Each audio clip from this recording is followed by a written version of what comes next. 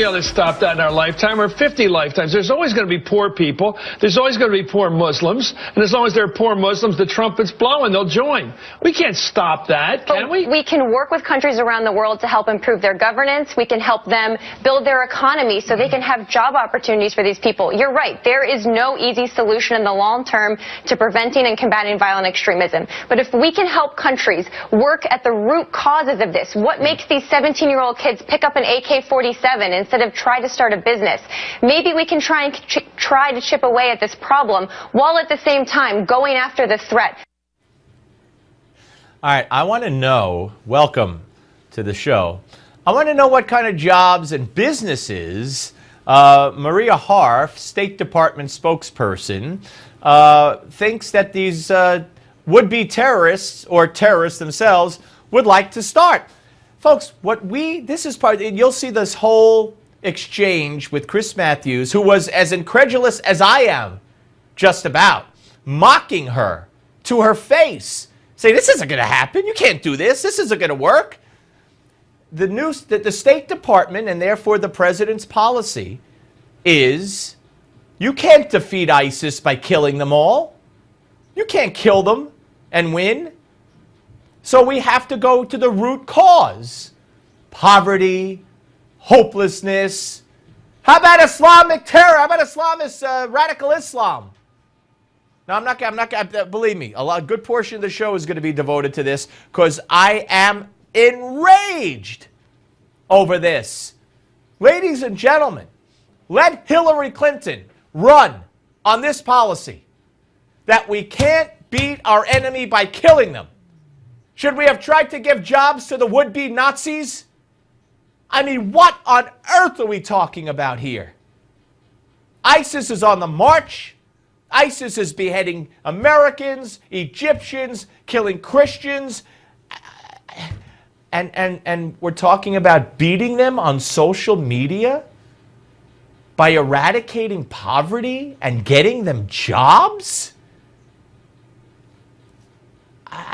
Did she read this in it's not her. I know it's not her. I know it's not her. It's Obama. Did he get this out of like a breakfast cereal, like a prize? A fortune cookie? I mean, where did it come from? It came from the radical leftist thought process in his head. He doesn't want to win. He said of Afghanistan, I don't like to use the word victory. She's saying you can't win by killing the enemy. We got to get them jobs. Do you understand the gravity of this policy? Now, the good news is that a federal judge granted the request of 26 states to halt Barack Obama's executive order on immigration.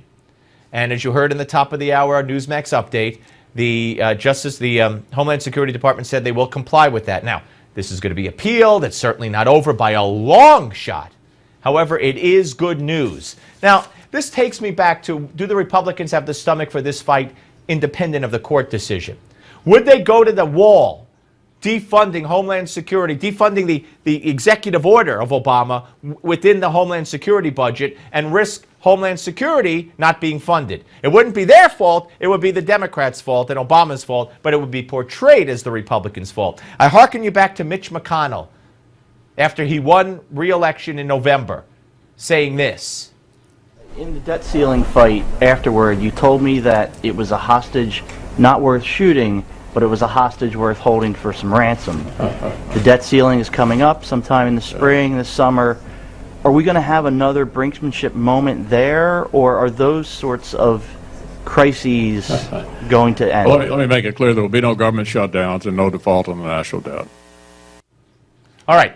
There will be no government shutdown. Now, was he specific to the national debt there, or will there be no government shutdown? Here's the next one.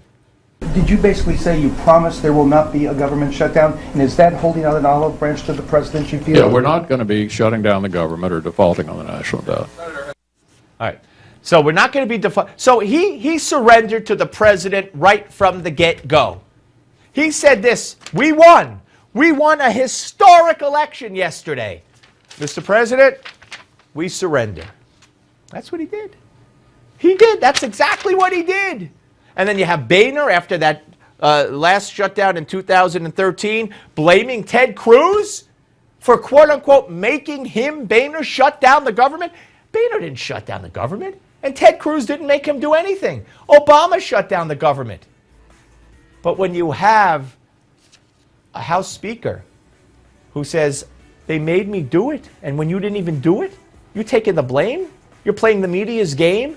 And you got McConnell, the day after historic gains in the House and Senate, you say, Mr. President, whatever you want. You think they have the stomach to go to the wall for this defunding of the immigration executive order? I don't think so. We're coming back.